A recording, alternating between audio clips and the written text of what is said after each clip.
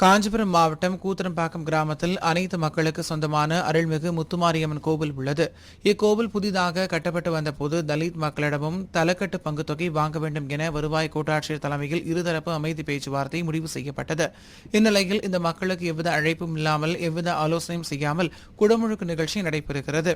இந்நிலையில் கூத்தனப்பாக்கம் காலனியில் வாழும் தங்களுக்கு அருள்மிகு ஸ்ரீ முத்துமாரியம்மன் கோவில் குடமுழுக்கு நிகழ்வுகளில் பங்கெடுக்க உரிமை வழங்கிடக் கோரி விசிக மாநகர் மாவட்ட செயலாளர் மதி ஆதவன், முன்னாள் மாவட்ட செயலாளர் பாசறை செல்வராஜ் ஆகியோர் தலைமையில் மாவட்ட ஆட்சியர் கலைசெல்வி மோகன் மற்றும் வருவாய் கோட்டாட்சியர் ஆகியோரிடம் தலித் மக்கள் மனு வழங்கினர்.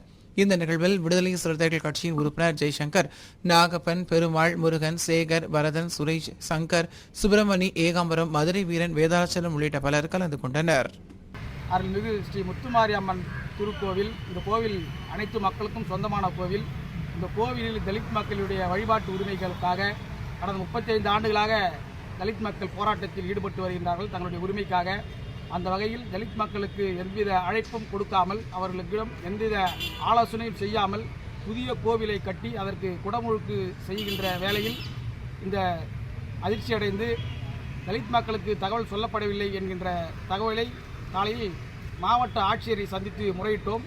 மாவட்ட ஆட்சியர் அவர்கள் உடனே ஆர்டிஓ தலைமையில் அமைதி பேச்சுவார்த்தைக்கு அறிவுறுத்தியிருந்தார்.